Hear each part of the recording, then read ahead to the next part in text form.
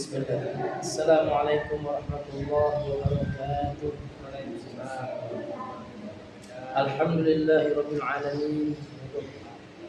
Assalatu wassalamu ala asyrafil anbiya'i wal mursalin wa ala alihi wa ashabihi wa man tabi'ahum bi ihsanin ila yaumiddin.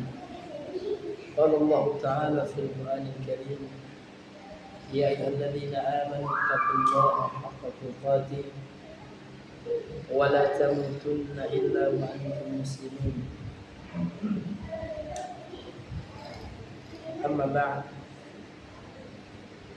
Kembali kita bersyukur kepada Allah Subhanahu wa taala karena pada malam hari ini Allah Subhanahu wa taala kembali mengumpulkan kita di salah satu rumah Allah Subhanahu wa taala ini dalam rangka untuk kembali mempelajari ayat suci Al-Quran dan sunnah Nabi yang mulia sallallahu alaihi wasallam. Baiklah Bapak Ibu yang dimuliakan Allah Subhanahu wa taala, pada pertemuan pada malam hari ini kita kembali melanjutkan pengajian kita masih tentang fikih puasa atau fikih fikih berpuasa. Qala al-musannif rahimahullah ta'ala, berkata penulis yang semoga dirahmati oleh Allah Subhanahu wa ta'ala, al-mas'alatu tsaniyah, pembahasan yang kedua. Jadi kita masuk kepada pembahasan yang kedua, hukmu siyami Ramadan wa dalilu dzalik. Hukum berpuasa di bulan suci Ramadan dan dalilnya. Apa hukumnya? Ya, beliau berkata di sini, faradallahu azza wa jalla siyama syahri Ramadan.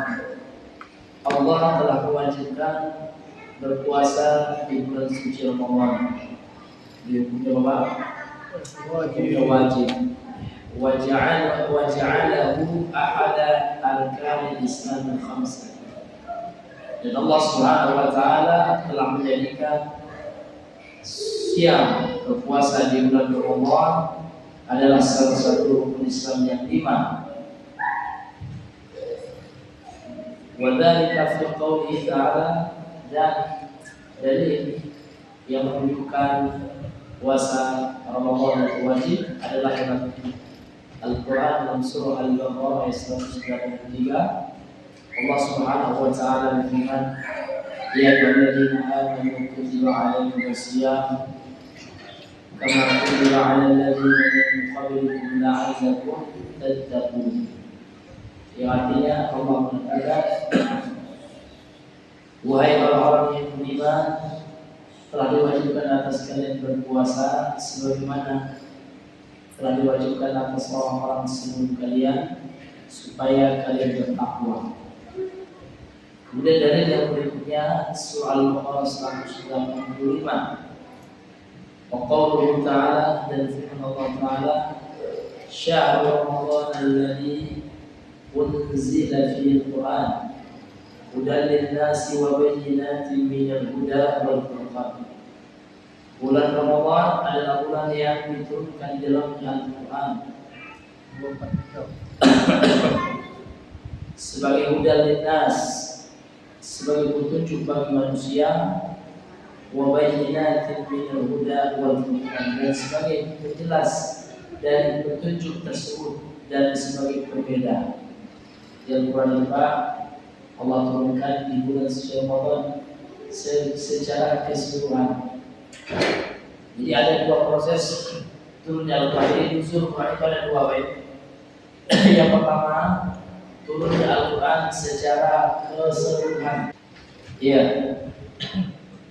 Secara keseluruhan itu terjadi dia pada bulan suci Ramadan,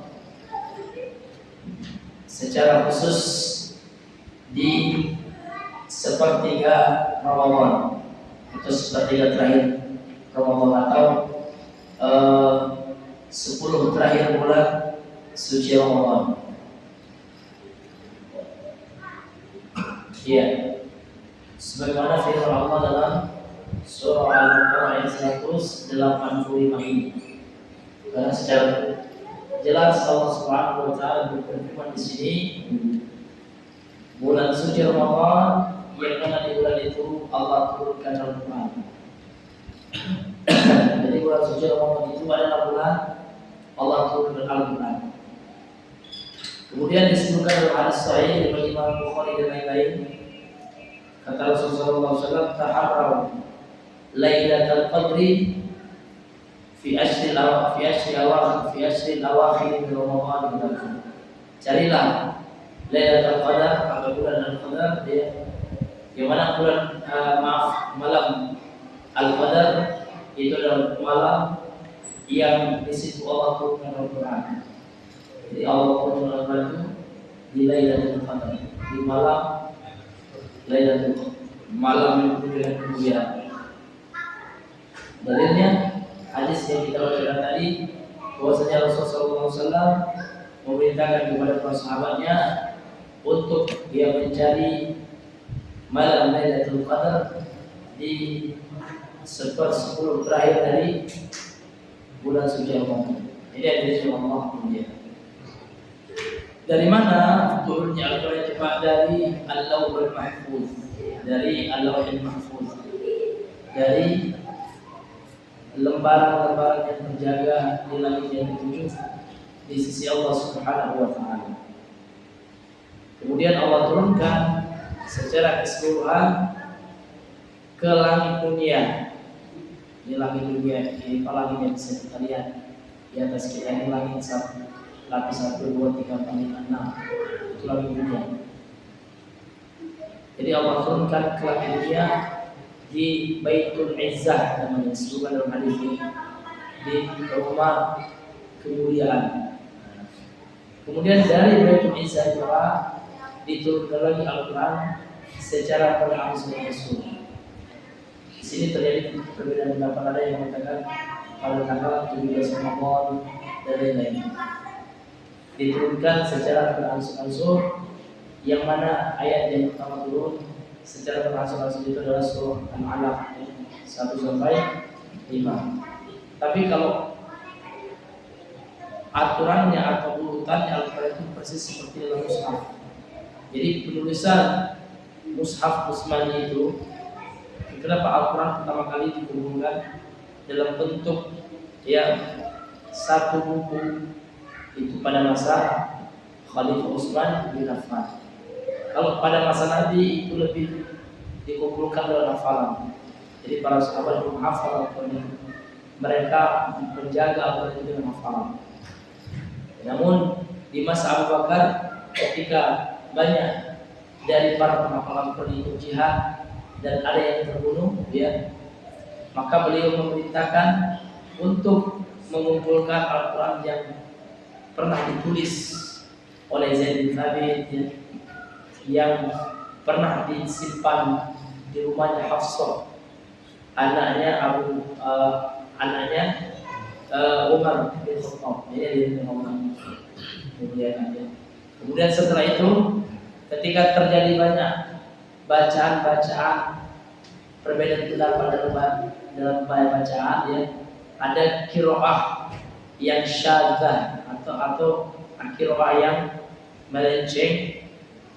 Banyaknya bacaan seperti itu, maka pada masa Abu Bakar beliau menyuruh dikumpulkan kembali Al-Quran yang ditulis di lembaran di pelepah kurma, di tulang, kemudian di kulit onta, Namun belum dikumpulkan dalam satu mushaf. Barulah mulai di masa Utsman bin Affan melalui kesepakatan para ulama waktu itu dari kalangan sahabat, beliau melakukan verifikasi dan menghapus qiraah yang menyimpang dan tulisan Al-Quran yang mulai keliru dengan tim beliau dan sepakati oleh para sahabat ketika itu. Barulah di masa beliau Al-Quran dituangkan dalam bentuk mushaf, dalam satu kitab. Ini jadi Allah. Jadi bisa kita baca dalam kitab usul tafsir atau ulumul Quran ya, yang menjelaskan tentang sejarah awal kodifikasi Al-Quran. Jadi ada yang dimuliakan oleh Allah Subhanahu wa taala. Jadi Al-Quran ini luar biasa. Ulama kita mengatakan segala yang berhubungan dengan Al-Quran itu dimuliakan oleh Allah. Karena kenapa bulan suci Ramadan ini menjadi suci, Pak? Karena di malam ini, karena di bulan ini terkhusus di Lailatul Qadar diturunkan Al-Quran. Kenapa Nabi Muhammad SAW menjadi Nabi yang termulia, ya Nabi yang terbaik dibandingkan dengan Nabi yang lain? Karena Al-Quran diturunkan kepada Nabi Muhammad SAW. Dan kenapa Jibril, malaikat Jibril menjadi malaikat yang paling utama dibandingkan malaikat yang lain? Karena dia ditugaskan oleh Allah untuk menyampaikan Al-Quran. Jadi para ulama mengatakan segala yang berhubungan dengan Al-Quran itu akan menjadi mulia. Jadi kalau seandainya Bapak ingin menjadi orang yang mulia, maka bacalah Al-Quran, pelajari, baca dan ajarkan. Rasul kita mengatakan khairukum, sebaik-baik kalian man ta'allama Al-Quran, orang yang mempelajari Al-Quran wa 'allama, dan yang mengajar. Itu yang terbaik, Pak. Bukan yang terbaik itu adalah orang yang mempelajari ilmu kedokteran, tak? Itu baik dalam sisi manusia. Daripada manusia itu orang yang punya jabatan di dunia, ya, punya titel dunia mulia, tapi beda dengan di sisi Allah. Di sisi Allah itu orang yang terbaik itu adalah orang yang menjaga kalam Allah, orang yang menjaga ucapan Allah Subhanahu. Tadi dalam Quran yang kita baca itu ucapan Allah. Jadi orang yang mau mempelajarinya tentu Allah akan senang, ya, daripada ya orang mempelajari ucapan-ucapan manusia. Penemuan manusia itu baik juga, untuk baik kalau ada manfaatnya. Tapi tentu yang lebih baik adalah ketika orang mempelajari ucapan Allah Subhanahu wa taala. Karena ini adalah kalam Allah. Dalam ucapan Allah ucapan yang telah menciptakan langit dan bumi, yang telah menciptakan ya seluruh fasilitas di semesta alam, di alam semesta ini, di planet bumi ini. Kalau begitu aja Allah biarkan. Di antara bentuk kita mencintai Allah adalah mencintai ucapannya, mencintai kalam Allah Subhanahu wa taala. Ibadah yang diberikan oleh Allah, ini dalil riwayat, dalil bahwasanya puasa di bulan suci Ramadan itu wajib. Ini dalil dari hadis Nabi sallallahu alaihi wasallam. Maaf, dari firman Allah Subhanahu wa taala. Kemudian kita masuk dalil dari hadis Nabi. Beliau berkata di sini, walima rawahu Abdullah bin Umar radhiyallahu anhu qala, dan dari apa yang telah diriwayatkan oleh Abdullah bin Umar, semoga Allah meridhai mereka berdua, Abdullah dan Umarnya. Qala, Abdullah bin Umar berkata, qala Rasulullah SAW, telah bersabda Rasulullah SAW, buniyal Islam ala khamsin.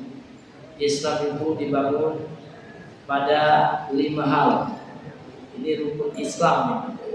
Jadi kalau rukun Islam itu dalilnya qat'i, dalilnya jelas secara harfiah dalam hadis. Syahadati an la ilaha illallah wa anna Muhammadan Rasulullah, yang pertama dua syahadat. Wa iqamis shalah, dan mendirikan salat. Wa ita'iz zakat, dan menunaikan zakat. Wa shaumi Ramadan, berpuasa di bulan suci Ramadan. Jadi berpuasa di bulan suci Ramadan ini hukumnya wajib karena dia salah satu rukun Islam. Wa haji baitillahil haram, dan menunaikan haji di Baitullah, di Ka'bah. Man istata'a ilaihi sabila, barang siapa yang mampu untuk mengerjakannya. Ingat, Pak, kalau orang tidak mampu atau tidak punya kesempatan untuk haji ada solusi lain, yang mana kalau kita lakukan di bulan suci Ramadan, pahalanya sama dengan pahala haji. Apa itu Pak? Umroh. Karena Rasul mengatakan al-umratu fi Ramadan ya kal hajj, seperti ibadah haji. Dalam riwayat yang lain kal haji ma'i, seperti orang yang menunaikan ibadah haji bersama. Tapi kalau tidak mampu juga apa? Minimal kita umroh kalau tidak mampu di bulan suci Ramadan. Karena perintah haji dan umroh itu sama. Dalam Al-Quran Allah menyamakan. Apa kata Allah? Wa atimul hajja wal umrata lillah. Sempurnakanlah ibadah haji dan umroh karena Allah. Lihat dalam ayat itu Pak, sama-sama memakai kata atau wa. Ini memberikan makna kesetaraan. Sehingga dalam pendapat ulama kita, di antaranya Imam Syafi'i dalam mazhab Syafi'i, bahwasanya hukum umroh juga wajib sebagaimana juga haji. Tentu haji nomor satu. Tapi kalau seandainya tak mampu, kita menunggunya lama sekali.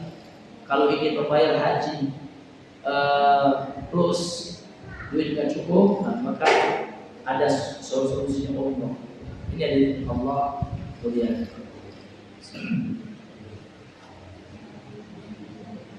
Maka Pak, kalau seandainya kita sudah tahu tidak berapa lama lagi datang bulan suci Ramadan, maka wajib bagi kita mulai dari sekarang ya, untuk mempelajari ilmu yang berkaitan dengan puasa.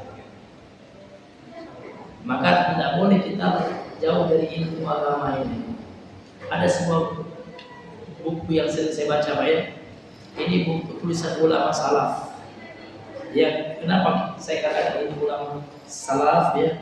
Karena beliau ini ya meninggal pada tahun 400 Hijriah. Beliau meninggal pada tahun 463 Hijriah. Artinya ya, secara waktu salaf itu kan berdasarkan hadis Sahih Muslim.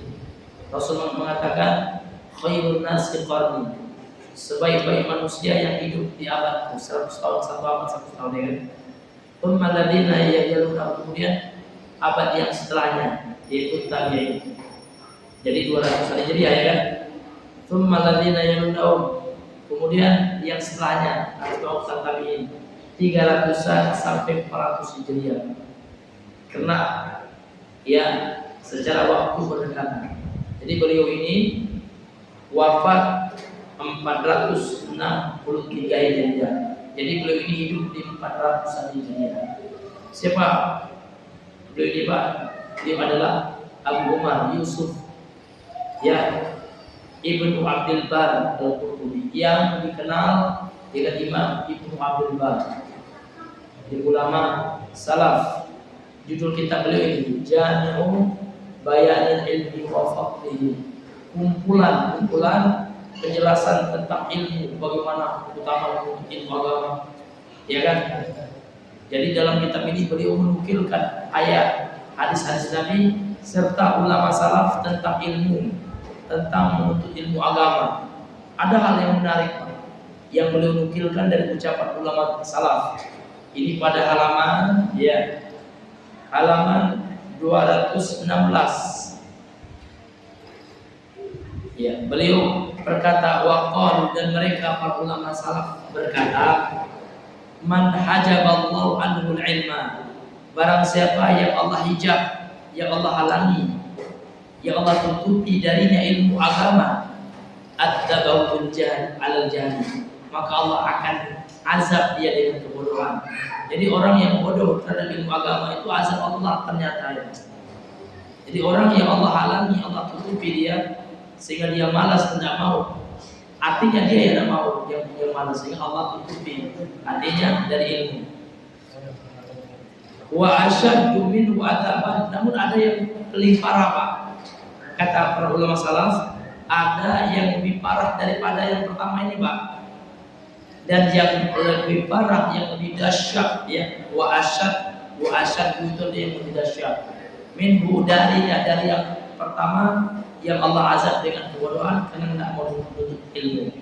Dan yang paling besar azabnya dari yang pertama ya, man aqbala 'alal ilmu, telah datang kepadanya ilmu, fa adbaru anhu, akan tapi dia berpaling dari ilmu.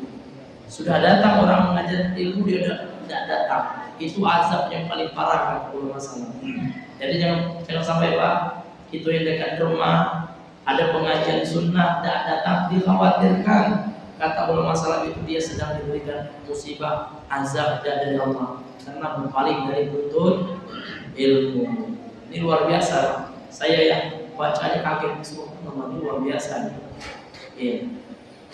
Wa man ahdallahu ila ilman. Kemudian yang kedua, itu yang paling parah. Yang pertama, sudah datang ilmu, dia tak mau ya, sudah datang juga dia. Kecuali alasannya tepat, sakit apa-apa. Ini tidak, alasannya cuma nongkrong doang. Ya kan? Ini khawatir kita Allah masih azab. Na'udzubillah. Kemudian yang kedua Pak, man ahdallahu ila ilman. Orang yang diberikan hidayah oleh Allah berupa ilmu, falam ya'mal bihi, namun dia tidak mengamalkan ilmu. Dia hanya tahu dia sholat itu wajib tapi dia tidak sholat. Dia tahu itu riba haram tapi dia tetap juga terima ya. Ada juga teman yang seperti itu Pak, tahu dia riba itu haram begini. Ada teman kita yang baru tahu dikit udah diamalkannya, itu lebih bermanfaat ilmu ya. Karena ilmu itu akan bermanfaat apabila diamalkan. Ya, ini ada Allah memuliakan. Ya, ini disebutkan oleh Imam Ibnu Abdul Ini Pak, memang buku ini khusus motivasi aja Pak.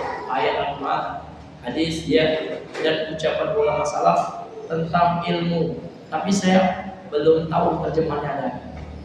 Ya, kalau Bapak ingin beli terjemahannya mungkin ya bisa dicarikan di internet ya. Ini bagus sekali Pak buat motivasi kita untuk belajar ilmu agama. Ini dari Allah mulia. Iya. Iya, ini penting sekali ilmu Pak ya. Jadi orang yang tidak mengamalkan ilmu itu azab Allah. Orang yang tidak menuntut ilmu itu azab Allah juga rupanya. Orang yang tidak datang padahal tidak ada uzur, kecuali ada alasan apa ya. Ini tidak ada alasan, dia sehat, segar bugar, tidak sibuk pula. Kecuali Bapak punya kesibukan, misalnya ada yang wajib, tentu itu ada uzur Pak. Untuk tugas ya. Mama Ustaz saya ada tugas tertentu, aku tugas dulu Pak. Karena tugas hukumnya wajib. Kalau menurut ilmu ini ada yang wajib, ada yang enggak. Ya. Kalau hadir ini Pak ada yang wajib, ada yang enggak. Yang wajib itu Pak, kalau Bapak tidak ada sarana lain, Bapak tidak bisa nonton YouTube ya, Bapak nonton ilmunya hanya di sini, berarti wajib di sini. Kalau enggak sunnah. Karena untuk ilmu itu Pak tidak harus ya kesini enggak, dimanapun asalkan sunnah. Yang penting untuk ilmu. Telah datang ilmu di HP-nya. Di HP banyak ilmu sekarang Pak. Channel sunnah ini. India gitu contohnya. Film India, film Al-Quran itu termasuk itu. Karena ilmu itu Pak sudah mendatangi kita di dunia nyata sekarang, di dunia maya. Maka rugi Pak orang yang punya HP yang ditontonnya Pak prank pada di HP, lawak-lawak, nonton lawak Pak mau berjam-jam, mau ketawa kalau ini pulang mau tengok, ini lagi nonton ini lucu-lucu, Kapolda nonton Sapiranda gitu. Nauzubillahi, tiba-tiba mati lagi nonton video. Nauzubillah. Tapi kalau Bapak lagi nonton ceramah Ustaz Yazid baik mati kita mudah-mudahan muslim mati ya. Dan lagi belajar ilmu agama. Jadi yang menuntut ilmu itu Pak wajib. Tapi di mana pun tempatnya tidak harus di sini. Kalau kita boleh pula bilang harus ini di pula kita. Di mana pun boleh. Di YouTube juga boleh. Asalkan channelnya channel sunnah. Tapi kalau channel yang bid'ah ya jangan. Jangan. Ini hadirin yang dimuliakan oleh Allah Subhanahu wa Ta'ala. Artinya penting kita menuntut ilmu agama. Kemudian dari yang berikutnya walima rawahu Talhatu bin Ubaidillah, dan berdasarkan hadis yang telah diriwayatkan oleh Talha bin Ubaidillah anna a'rabiyyan, sesungguhnya ada seorang orang Badui, orang pedalaman. Ja'a ila Nabi sallallahu alaihi wasallam, datang menemui Nabi sallallahu alaihi wasallam.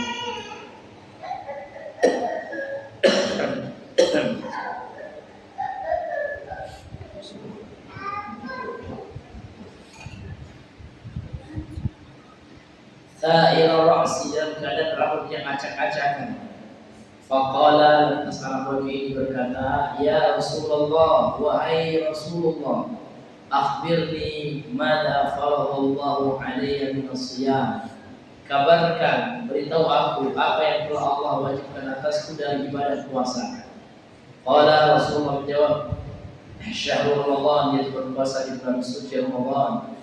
Qala, lantas Al-Badui ini bertanya lagi, hal alayya ghairuhu, adakah kewajibanku selain puasa di bulan suci Ramadan? Qala, Rasulullah, tidak ada. Illa an tatawwa'a syai'an, kecuali engkau melakukan ibadah puasa sunnah. Ini hadisnya sahih riwayat Imam Al-Bukhari dan Muslim. Hadis muttafaqun alaih. Kecuali nanti ada hadis lain, Pak ya. Ada 3 jenis puasa wajib ini.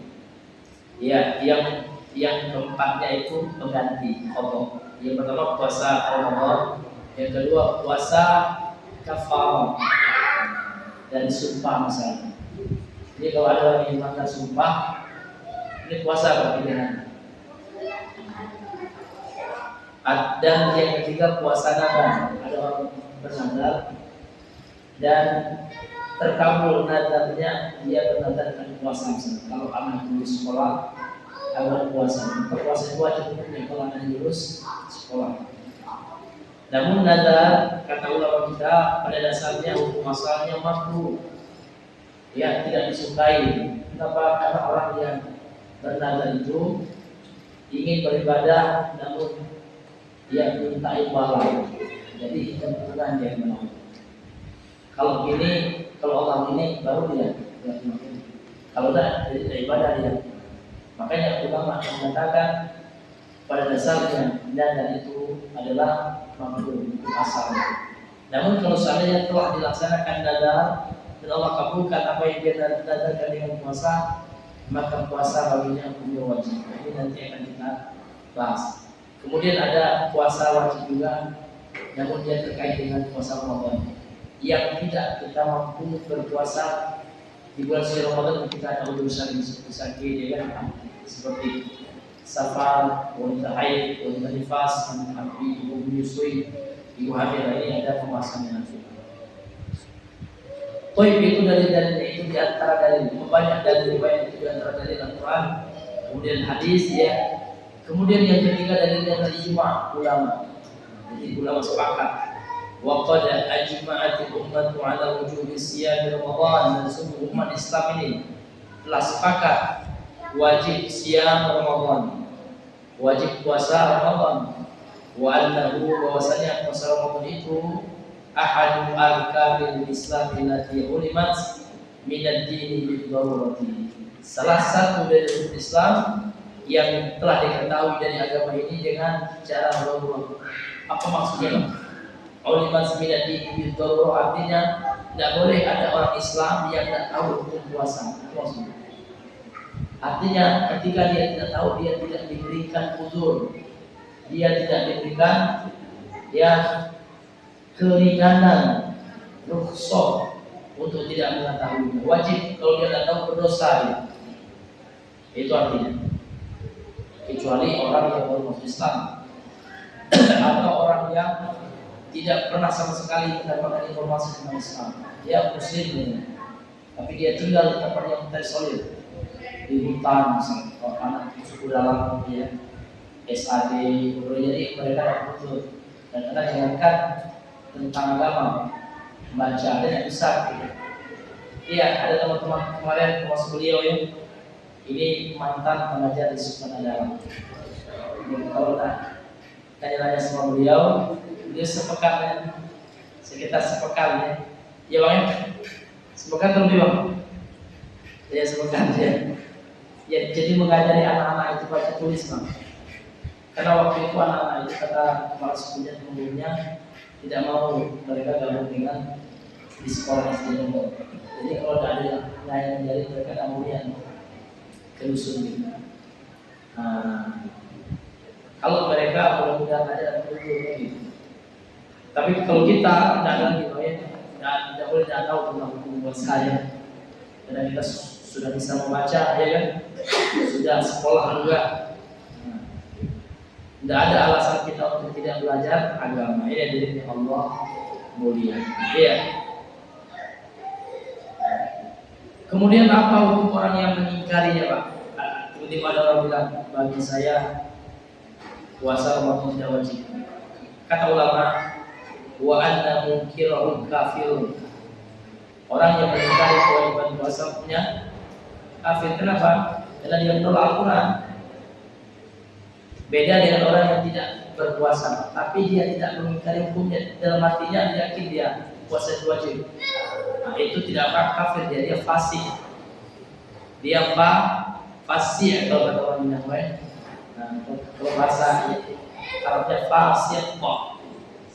Dia mengetahui kebenaran namun dia tidak mengamalkannya. Dosa besar. Enggak kafir dia, Pak, selama dia tidak mengingkari kewajibannya. Tapi kalau dia bilang tidak wajib lagi sholat, tidak wajib lagi puasa, tidak wajib lagi haji, ya kan? Itu kafir kalau dia mengingkarinya. Dan itu dengan ilmu, ya kan? Kecuali dia bodoh seperti SAD itu masih dulu kalau seperti ya Allah alam bisawab. Murtadun an Islam, murtad keluar dari Islam, orang yang mengingkari kewajiban puasa. Pasal bata bidzalika, maka berdasarkan dari tadi ya Al-Qur'an sunnah ijma, maka telah tertetapkan apa? Fardiyatus shaumi, kewajiban puasa bil kitab wa sunnah wal ijma' dengan Al-Qur'an sunnah dan ijma'.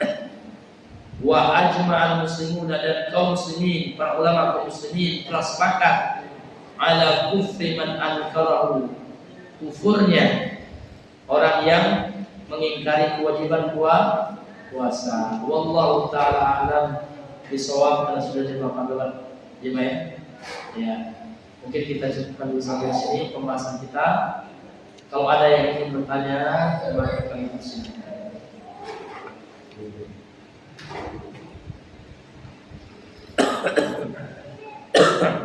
Assalamualaikum. Waalaikumsalam. Jadi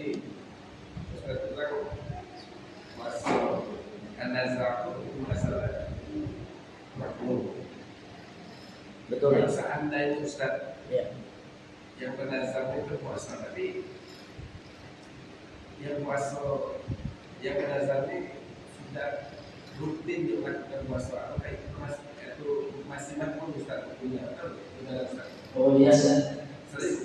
Dia selalu bermusyawarah ya. Iya.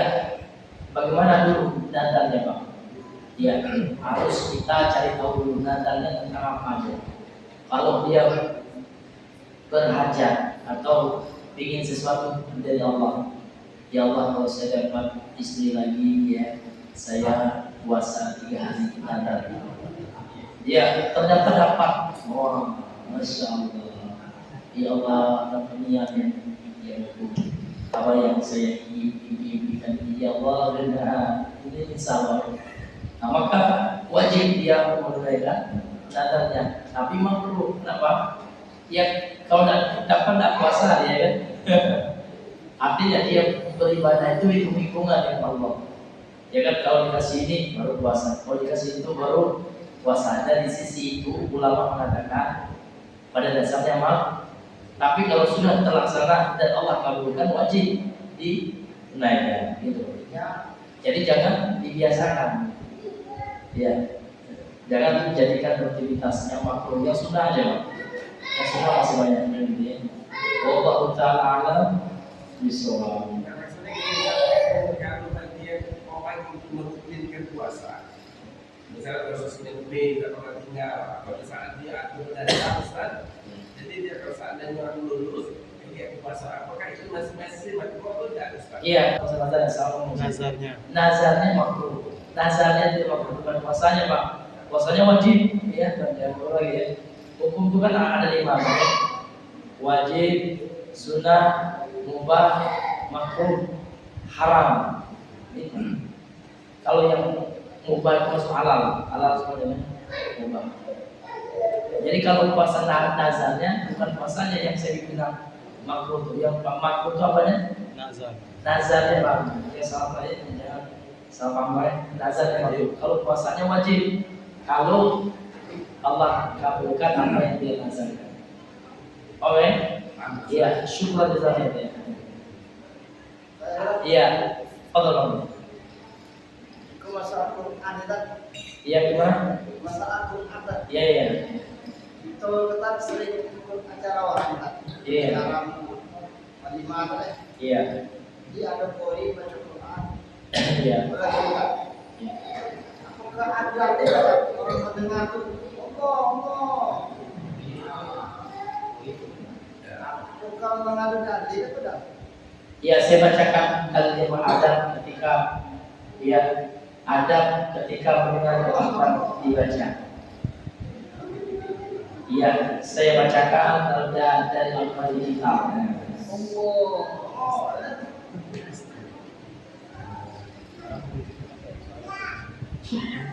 Coba Bapak baca surah Al-A'raf ayat 204. Ya, Pak harus dikeraskan suaranya. Surah Al-A'raf 204.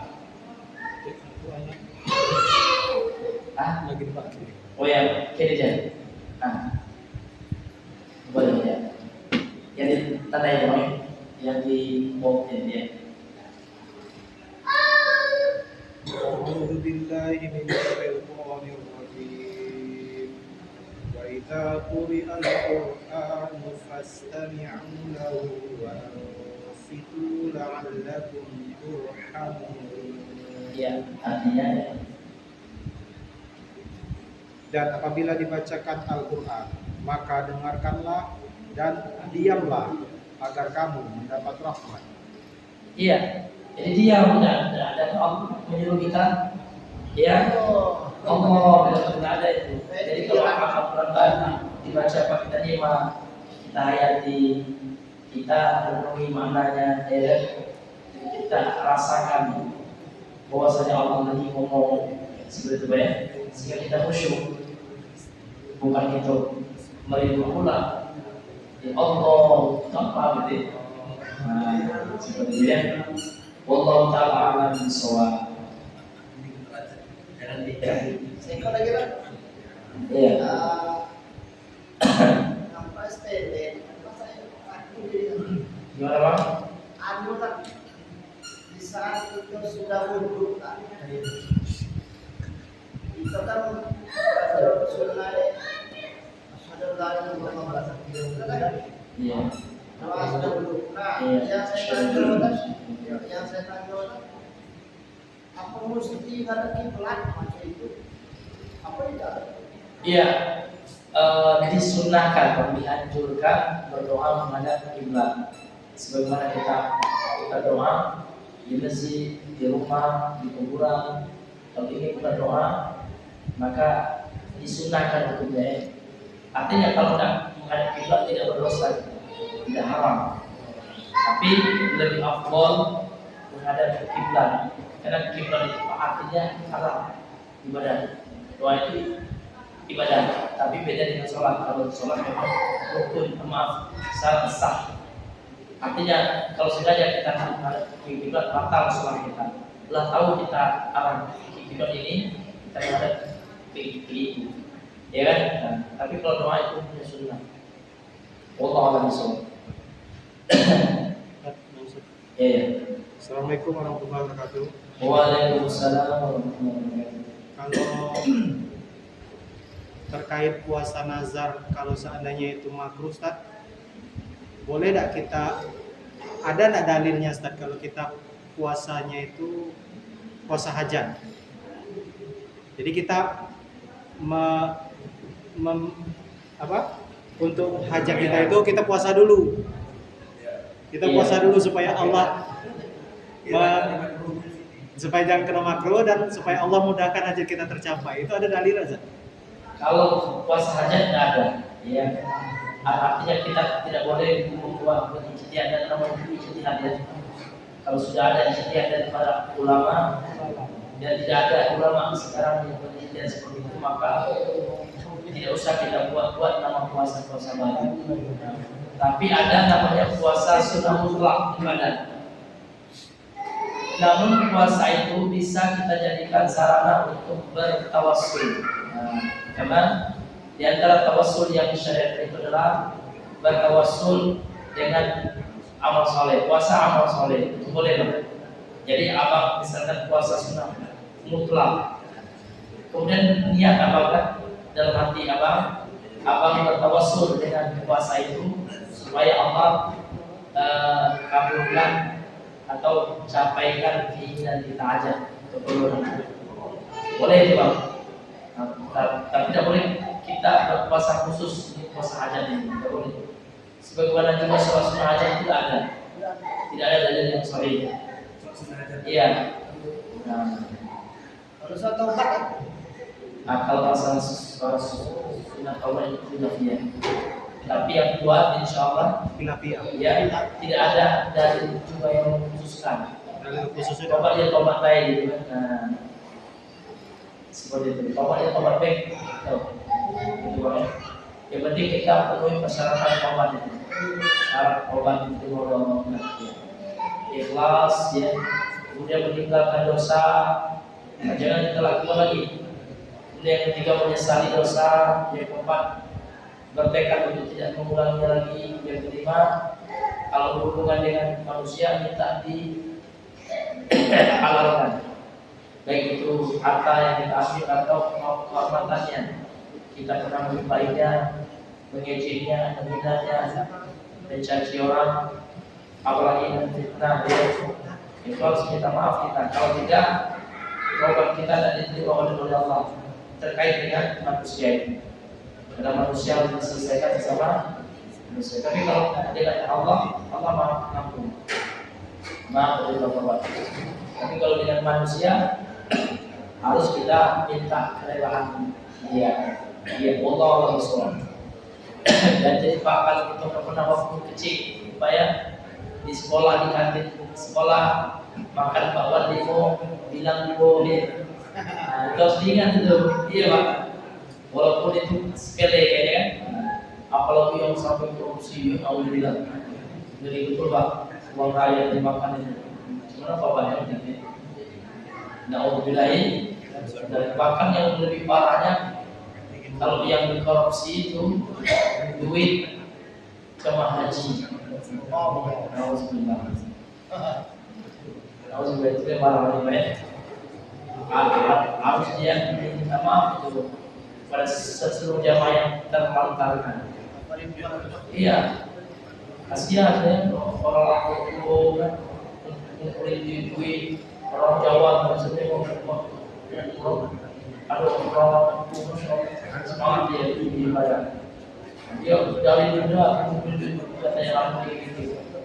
Nak naik haji dia, banyak dikorupsi datang 2 tahun. Parah ya, nauzubillah dari luar biasa. Ada yang lagi Pak? Ya kalau nggak ada, mungkin kita cukupkan. Ya, mungkin kita cukupkan sampai sini Pak ya. Subhanallah wa bihamdika, asyhadu an la ilaha illa anta, astaghfiruka wa atubu ilaik. Assalamualaikum warahmatullahi wabarakatuh.